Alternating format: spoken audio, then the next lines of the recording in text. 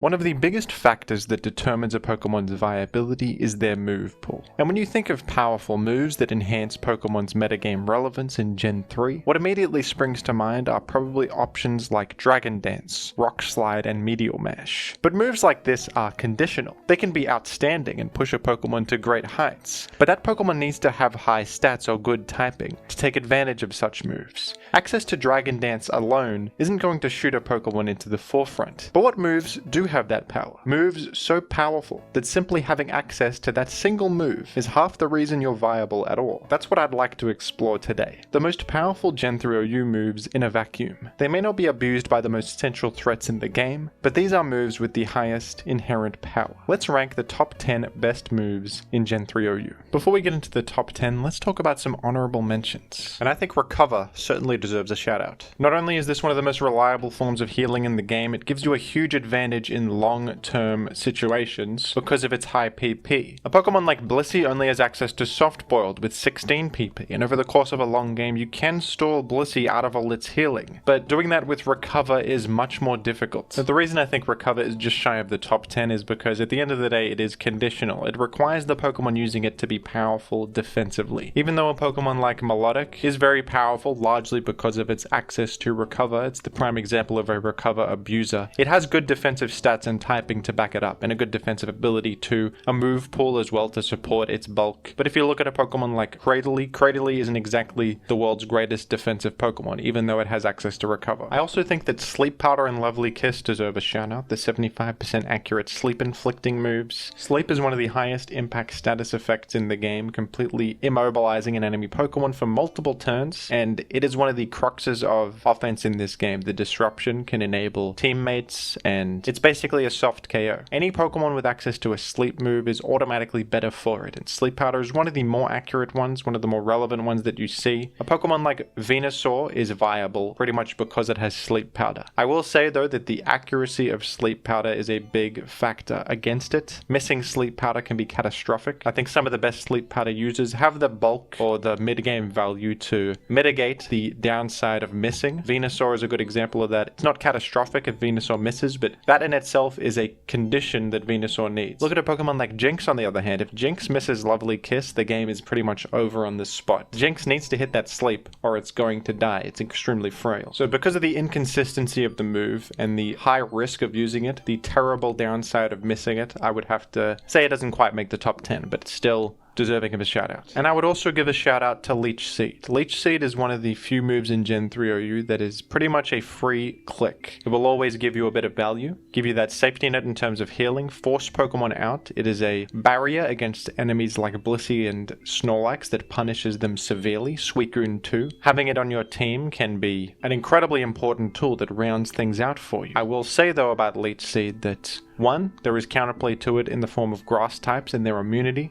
While Leech Seed is a safe click, it requires you to be bulky enough to take advantage of it. It doesn't provide enormous explosive immediate value like Sleep does or something like Paralysis. It is going to provide minor value with low risk, which is very good, but it's not that good if you're using Leech Seed and you're, fainting in the process of using it. There are plenty of Pokemon with access to Leech Seed that aren't automatically viable because of that. The slow pace of Leech Seed's progress can also be taken advantage of by a Pokemon like Skarmory, who can just sit and make spikes. They are slowly losing health, but not at a pace that's catastrophic, and they're going to catch up to that with their spikes, so you can take advantage of Leech Seed in that way. Number 10 on my list is Heal Bell / Aromatherapy. These two moves have the same effect, and it's a utility move that heals the status ailments of you and your entire team. Status is one of the most common concepts seen in competitive play in every single format ever. Toxic is everywhere in Gen 3 OU. It's one of the most common ways to make progress against important walls like Swampert. Thunder Wave cripples offensive Pokemon. Burn does as well. So having Heal Bell or Aromatherapy up your sleeve can turn a game around when it would have otherwise been lost. It is also incredible alongside resting Pokemon. You can heal their sleep and allow them to act in battle once again. There are also quite a few examples of Pokemon becoming significantly more viable just because they have access to Heal Bell or Aromatherapy. The biggest example of this would be Articuno. Heal Bell is perhaps its most important tool. This is the only bulky flying type Pokemon with access to the move, and that is incredibly significant. Dragonite is largely outclassed by Salamence, who has the same typing but superior ability, overall offensive power. But there's one thing Dragonite does have, and that is Heal Bell, and that alone gives it a little niche as a physical attacker, sweeper that can also provide that incredibly valuable utility of healing status. Number 10 on the list may seem a bit low for such a powerful move, but some points against Heal Bell are its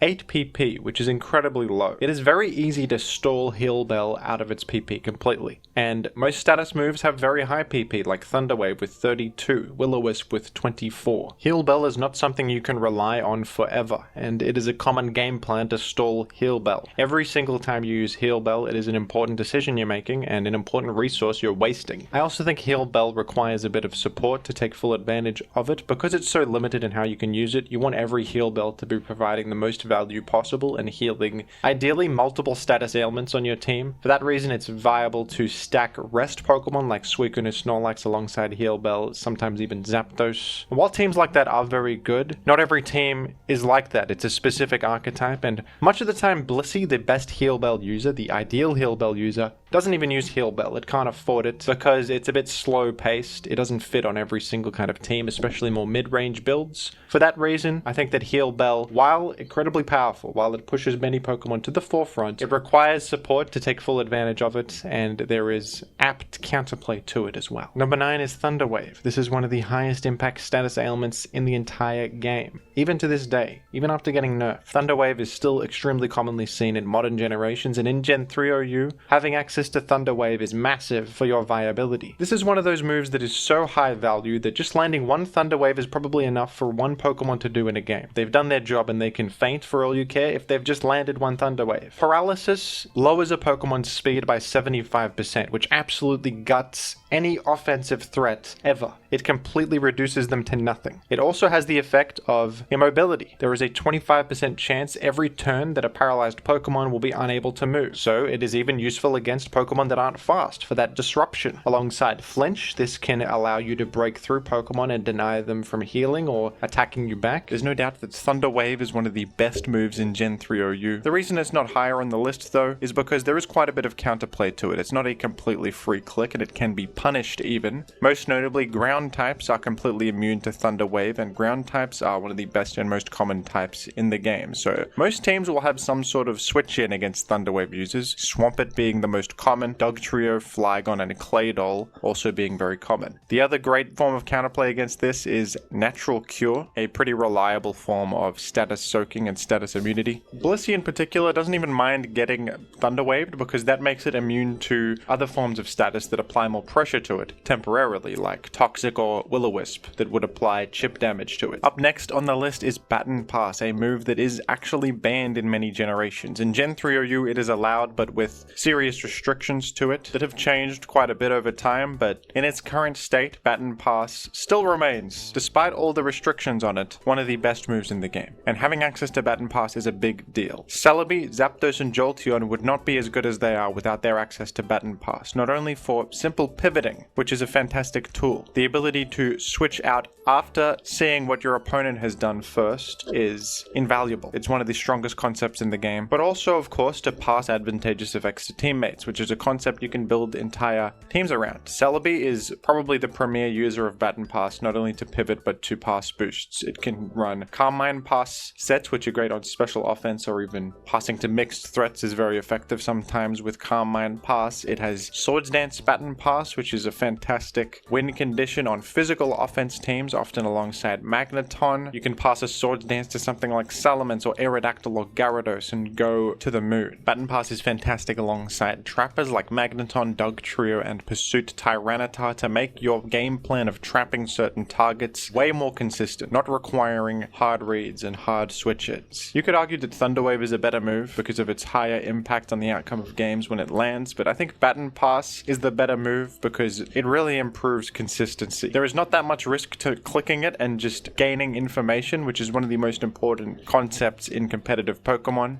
Both of the purposes of Baton Pass also synergize with each other. You know, pivoting is really useful alongside the game plan later of passing boosts to some win condition, because pivoting not only enables your trappers, but it gains you information which can help you set up for your sweep. Number 7 is Rapid Spin, a move that is very scarce in Gen 3OU. A select few Pokemon have access to it at all, and if a Pokemon has access to Rapid Spin, they are pretty much always using it. Hazard removal is extremely important in a metagame full of spike setters. This is one of the most important utility moves in the game. Having this on your team can save your life. Landing a crucial Rapid Spin can completely swing the game back in your favor, and this is a concept you can build around. Many Pokemon are very vulnerable to spikes. Pokemon like Snorlax, Celebi, and Suicune. You can build a strong defensive core around rapid spinners like Claydol and Starmie, and these teams are some of the most consistent and powerful in the game. Not every team will use Rapid Spin though. It can be slow paced. It doesn't fit with every single kind of team. It requires you to switch in, click Rapid Spin, which can be flimsy too against spin blockers. Some teams choose instead to use various spike immune Pokemon to mitigate the impact of spikes, but there's no doubt that Rapid Spin is one of the best moves in the game. Up next is an interesting one that many might disagree with, but I actually think this move is very underrated and extremely powerful, especially in the older generations, and that is Encore. Encore has the effect of forcing the target to repeat the last move they used for 3 to 6 turns. And this is an incredible form of disruption and a form of counterplay against boost sweepers or substitute users or status users.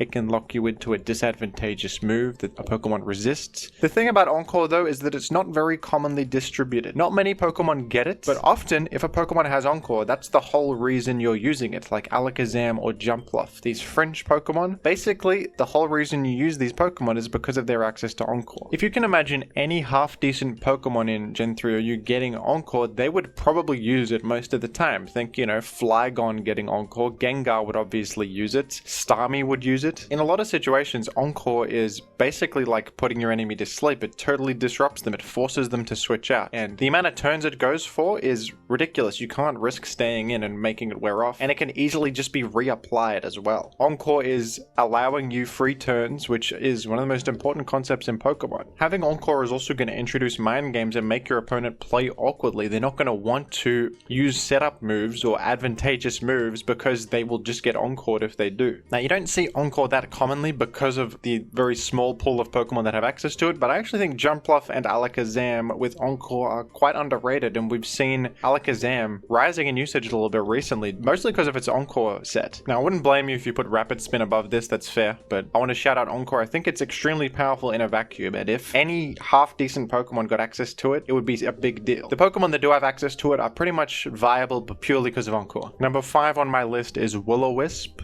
Will-O-Wisp is a simple move that has a 75% chance to inflict burn, and that low accuracy does suck. That's the main point against Will-O-Wisp, but what's fantastic about Will-O-Wisp is that it pretty much is a completely free click that will punish anything that comes in. Fire types are immune to burn, but fire types are not that common in Gen 3OU. The most relevant fire types are Moltres and Charizard, which are not on every team. They are seen pretty often, but they are not staples like ground types are. You compare Will-O-Wisp to Thunderwave, ground types are the immune to Thunderwave, and they are on almost every team. Most teams will have a ground type. Fire types are not nearly as ubiquitous, and the ones that are commonly seen are pretty frail and can't switch into things very safely or easily like ground types tend to. Even natural cure Pokemon like Blissey and Celebi hate getting burned, especially when Sandstream is up, because of that 1/8 chip damage they take per turn. You can use that to really chip down Blissey. It's one of the main game plans in Gen 3OU to pressure Blissey is to Will-O-Wisp it on the switch. That's kind of why Gengar is so fantastic, is because it has that way to pressure Blissey. Especially alongside a Taunt, you can deny healing. Even though you could say Toxic is the better residual damage effect with a higher impact long term, a lot of stuff is immune to Toxic. Steel types are everywhere. Skarmory, Metagross, Jirachi are some of the most common Pokemon you see. Gengar, of course, is immune to it. So Will-O-Wisp being able to hit Steel types and Poison types is massive. And that's just the residual damage effect I'm talking about. There's also the effect that Burn will halve your physical damage output, and that is hugely impactful. You can Will-O-Wisp in the face of threats like Metagross and Salamence and Flygon. If any physical attacker gets burned at all, they are basically gone. The main point against Will-O-Wisp, as I mentioned earlier, is the accuracy, and this is an instance where I think the accuracy is helping keep this move balanced. If this was 100 accuracy, that would be a bit ridiculous. The fact that this misses pretty often is important, but it doesn't change how impactful it is when it hits, how free it is to click, sometimes even more so than sleep, because it can be be applied multiple times. Sleep is only applied once. You get that incredible early game momentum from it, but Will-O-Wisp can be spammed to your heart's content, and every time you get a Will-O-Wisp Pokemon on the field, you're basically getting free progress. Number 4 on the list is Knockoff. This is another move that is extremely scarce in Gen 3 OU, and we should be thankful for that, because if anything half decent got Knockoff, it would be terrible for the metagame. This is an insanely powerful move, and Hariyama, who's on the screen right now, the entire reason Hariyama is used is pretty much because it has Knockoff. Knockoff simply removes an enemy's item, and this is pre-nerf Knockoff. It only has 20 power, plus it's a special attack, not used as an attack. Just for the effect of removing an item, this is an incredibly powerful utility move that applies permanent progress. This is the freest click in the game. There is nothing that can come in on this and be happy about it. I've talked in this video a lot about consistency. What is more consistent than clicking a move that has no downside whatsoever, that will get you guaranteed value? That is insanely important. It's not the highest impact thing in the world. Landing a Thunder Wave is going to be higher impact, but this will pay dividends later in the game. In long games, a Knockoff, if you knock off a Scammer, you're removing potentially like 200% worth of healing that they could get off that leftovers and protect. Knocking off a Swampert, a Blissey, anything that is not immune to sand especially will now be sand chipped for the rest of time. That is incredibly significant. Leftovers represent so much healing over the course of the game, and to just cut that completely is massive. Knockoff also removes Choice Bands, which is pretty relevant against something like Metagross or Aerodactyl, and it can turn what was once a incredibly high impact immediate threat into a manageable one. Unlike Will-O-Wisp, this is a very free click that has a 100 accuracy and 32 PP. It also can't be affected by Taunt. It can't be stopped by Natural Cure because it's not a status ailment, it is just an item removal effect. There's basically nothing you can do about getting knocked off. The only downside to it is that it's a bit slow paced, but I think that teams built around Hariyama and Knockoff are fantastic and extremely consistent. If anything else half decent got Knockoff, it would be everywhere. It would be extremely common. It would dominate. Imagine Blissey with Knockoff. Don't even talk about that. That's crazy. We're now in the top 3 moves. Number 3 should be no surprise. It is Spore, the 100% sleep inflicting move. You want to talk about a move where having access to it propels you to great heights, and the power of the move alone is the reason for a Pokemon's viability? Spore is one of the ultimate examples. Breloom would not be the Pokemon it is without Spore, and the whole reason people use Smeargle is mostly for Spore. The immediate impact of a 100% accurate sleep starts the game off with such momentum. There is a consistency to it. It is a concept you can build around. This is a move that provides such immediate momentum that it can make up for the fact that your team lacks a solid game plan. You know, the most central mechanics in the metagame, hazards and boost sweepers and trappers. Spore can make up for all of that through sheer momentum, gaining free turn. Don't even talk about giving Spore to any Pokemon that's half decent. If you gave Spore to any Pokemon that was bad, it would immediately become viable. You give Spore to Girafarig, suddenly that's a Pokemon now. You gave Spore to, I don't know, Leedian. It probably wouldn't be great, but it'd be significantly better. It would shoot up multiple tiers. Number 2 on the list is Explosion, and also Self-Destruct, which is slightly worse, but often good enough. When you use Explode, your Pokemon will faint, but on the way out, you will deal an incredibly powerful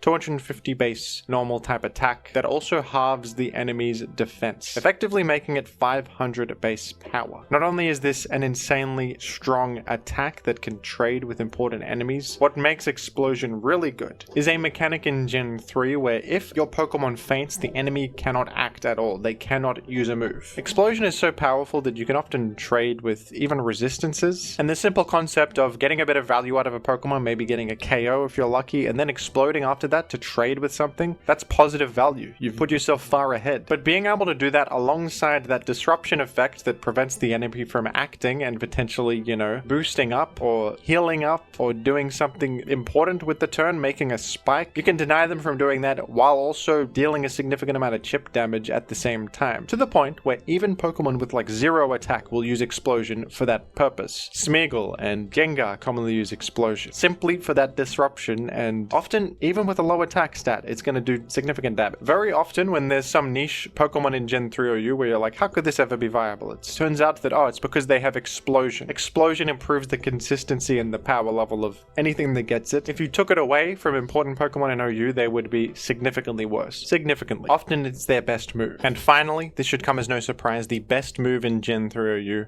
Spikes. The entry hazard, the most central progress-making concept in the format that everything orbits around. Even creating a single layer of spikes is massively impactful, dealing 12.5% to any Pokemon that switches in that is grounded for the remainder of the game. It is incredibly strong to punish switching. It is the fundamental mechanic of the whole game. All of a sudden, Pokemon like Blissey and Swampert that previously were completely safe switch-ins to certain threats are now getting punished every single time they come in to tank a hit, and that will add up. And that is the central idea behind Spikes teams, is that forcing in something that defensively answers whatever you have is now earning you damage, that little bit of damage every time. The way I described Knockoff and Will-O-Wisp earlier and the advantages of those moves is that they're very safe to click. They will result in long-term progress over the course of a game, and nothing much can be done about it. Spikes is the ultimate free click. Spikes results in the most long-term value over the course of a game in a single click in Gen 3 OU, and it can also be stacked up. You can get 3 layers of spikes. Even if your team is not running spikes, you need some sort of answer to spikes, whether you're running all spike immune Pokemon, which is one of the few ways to completely counteract the concept, but then that introduces a lot of defensive holes because you have a lot of Pokemon that share common types. Or, you know, you had Rapid Spin or Magneton or some way to nail down the spiker and pressure it or outpace it or something. The game hinges around spikes as a concept. It's that powerful. The fact that Roselia and Glalie can be viable in OU is primarily because of their access to spikes. Every single Pokemon that has spikes on it, barring, you know, Snorunt and Omanite, who are not fully evolved, has some sort of niche in OU. Quillfish and Omastar would be the least common, I think, but even then, you can build around in some way because they have spikes. Some people dislike the emphasis on spikes in singles. I think people just dislike anything that is popular and powerful, to be honest. I think that if anything is going to be a central concept, spikes is a good one. It punishes passive defensive strategies. It is a universal way to make progress, which is important. It forces teams to center around the concept, which gives the format identity and structure and logic and reason. You can suss out team archetypes because of the way that spikes shapes things. I also think that it's not nearly as powerful as Stealth Rock is, and many more moves that come out later are going to eclipse spikes